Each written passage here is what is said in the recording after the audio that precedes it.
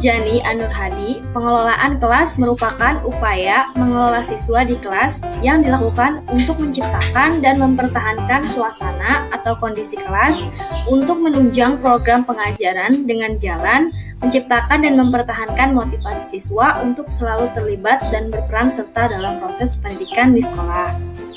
Jadi dapat disimpulkan, pengelolaan kelas merupakan suatu kegiatan mengelola peserta didik yang umumnya dilakukan oleh guru untuk menciptakan kondisi kelas yang baik dan nyaman supaya proses pembelajaran berjalan dengan lancar sesuai dengan tujuan pembelajaran yang sudah ditentukan. Peran guru sebagai pengelola kelas ada 3, yaitu sebagai teman, sebagai pembimbing, dan sebagai manajer. Peran guru sebagai teman, yaitu di zaman sekarang guru tidak bisa lagi mengajar dengan penuh tekanan kepada siswa. Pengajar sekaligus guru sebagai teman harus mengajar sekaligus sahabat untuk siswanya. Setiap siswa memiliki kepribadian dan sikap yang berbeda-beda, serta memiliki masalah yang berbeda-beda juga. Guru harus bisa menetapkan posisinya sebagai sahabat ketika siswa sedang memiliki masalah di kehidupannya, misal baik masalah kelas maupun masalah di luar kelas. Selain mendengar keluh kesah siswa tadi, guru hendaknya mencarikan solusi dan berusaha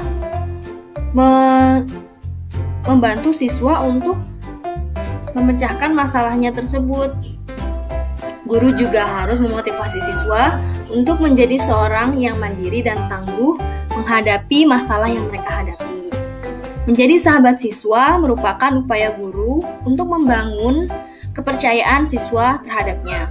Alhasil, dapat menciptakan proses pembelajaran yang aktif sehingga materi yang disampaikan guru dapat dengan mudah dipahami siswa dengan baik tanpa adanya rasa tekanan. Yang kedua, peran guru sebagai pembimbing.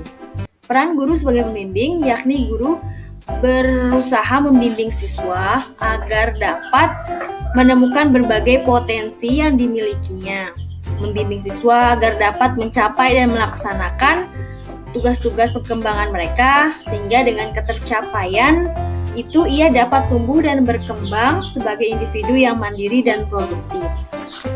Tugas-tugas dan tanggung jawab guru sebagai pembimbing tadi sangat penting dilakukan oleh guru ya. Situasi siswa adalah individu yang unik, artinya tidak ada dua individu yang sama memiliki kepribadian yang sama. Siswa memiliki kemampuan, bakat, dan minat yang berbeda-beda. Setiap siswa merupakan makhluk yang sedang berkembang. Irama perkembangannya mereka itu tentu tidak sama juga. Perbedaan itulah yang menuntut guru harus berperan sebagai pembimbing.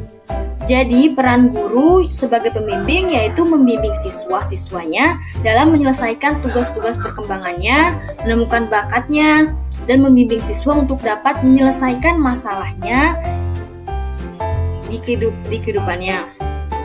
Yang ketiga ada peran guru sebagai manajer.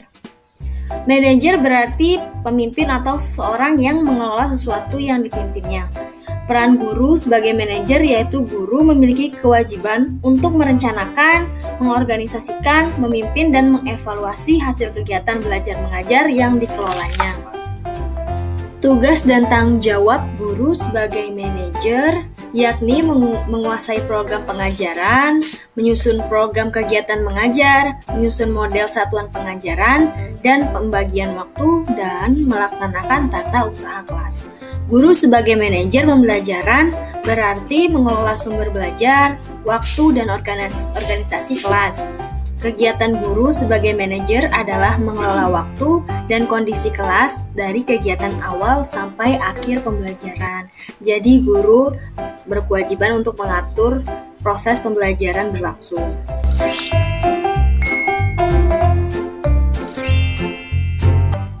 Peran guru yang sesuai menurut Kartasura. Yang pertama, pengelola pengajaran.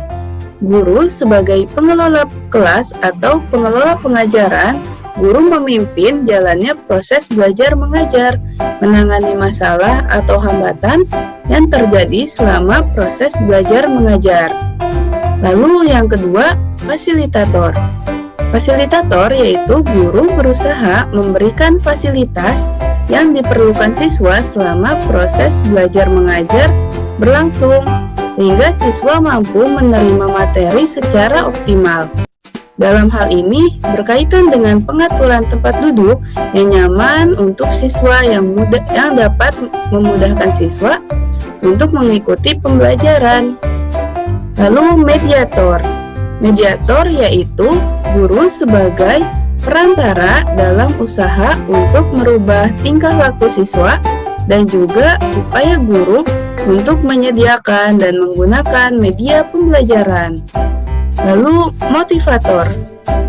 Motivator yaitu guru mampu membangkitkan semangat belajar siswa, menjelaskan secara konkret kepada siswa apa saja hal yang akan didapatkan di akhir pembelajaran, memberikan reward terhadap prestasi siswa, dan memotivasi siswa yang belum bisa mendapatkan reward supaya lebih semangat dalam belajarnya. Lalu demonstrator. Demonstrator yaitu guru mampu memberikan contoh, memperagakan penggunaan alat dan media untuk mengerjakan tugas atau materi, dan memperagakan penggunaan alat dan media yang akan digunakan dalam proses belajar mengajar. Kemudian evaluator, yaitu guru memantau perkembangan hasil belajar siswa secara keseluruhan dan membuat rangkuman untuk meningkatkan kompetensi siswa. Ya, lalu pengertian kelas kondusif. Menurut Kamus Besar Bahasa Indonesia atau KBBI, arti kondusif ialah suatu kondisi yang tenang dan tidak kacau balau, serta mendukung untuk terjadinya suatu aktivitas atau tujuan tertentu. Lalu pengertian kondusif dalam pembelajaran, yaitu definisi kondusif dalam pembelajaran ialah suatu sikap tenang dalam melakukan aktivitas belajar, tertib dalam pelaksanaan berbagai tugas, dan mendukung semua kegiatan yang termasuk di dalam proses pembelajaran.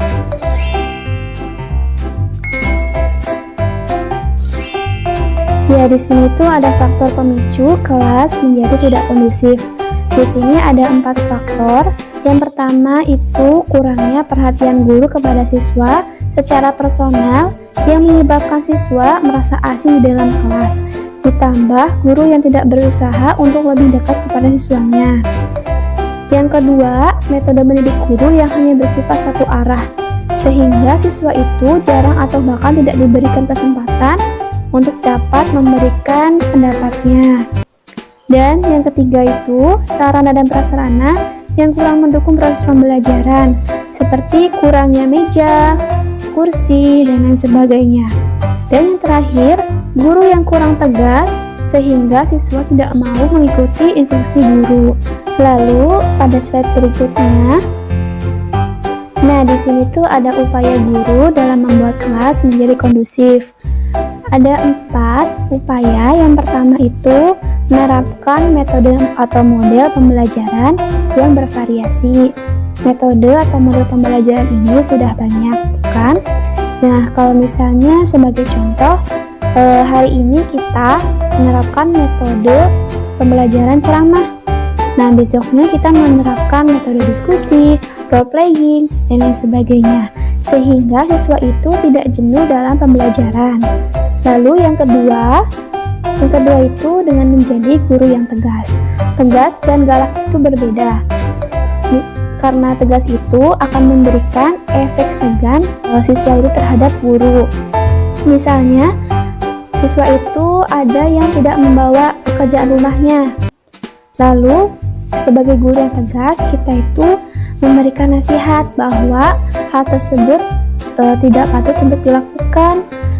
Nah, kalau misalnya siswa itu tidak membawa pekerjaan rumahnya, bagaimana guru akan memberikan nilai dan lain sebagainya. Atau juga bisa dengan contoh yang lain, misalnya siswa itu datang terlambat, maka guru yang tegas akan memberikan nasihat bahwa perilaku itu tidak baik.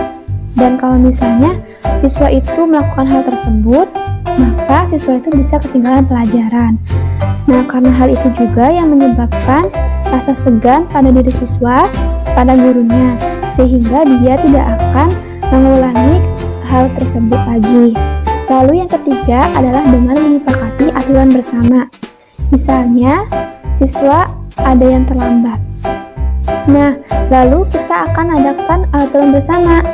Kalau terlambat, apa nih gitu hukumannya? Misalnya membawa alat kebersihan, atau juga kalau siswa itu tidak mengerjakan pekerjaan rumahnya, apa nih hukumannya gitu. Nah, misalnya menghafalkan perkalian dan sebagainya. Tetapi aturan ini tuh disepakati oleh seluruh warga kelas. Dan yang terakhir adalah dengan membuat suasana kelas yang menyenangkan. Misalnya dengan mengatur tempat duduk. Nah, mengatur tempat duduk ini karena siswa itu mudah bosan ya, jadi tempat duduknya ini diatur dengan sedemikian rupa. Misalnya minggu ini tuh letternya U, jadi letter U seperti itu ya, letter U. Kemudian minggu depannya itu letternya beda lagi, jadi berganti-ganti antara siswa yang satu dan yang lainnya, yang menyebabkan siswa itu tidak mudah bosan. Lalu misalnya kan banyak tuh siswa itu membuat karya-karya. Nah, lalu karya-karya tersebut bisa dipajang di dalam kelas sehingga akan menimbulkan rasa bangga terhadap dirinya. Wah, karya saya ini dipajang nih di kelas, berarti karya saya ini bagus. Jadi saya harus lebih baik lagi dalam mengerjakan tugas-tugas yang diberikan oleh ibu guru. Mungkin seperti itu. Nah, sekian pemaparan yang dapat kami berikan. Kurang dan lebihnya kami mohon maaf. Wassalamualaikum warahmatullahi wabarakatuh.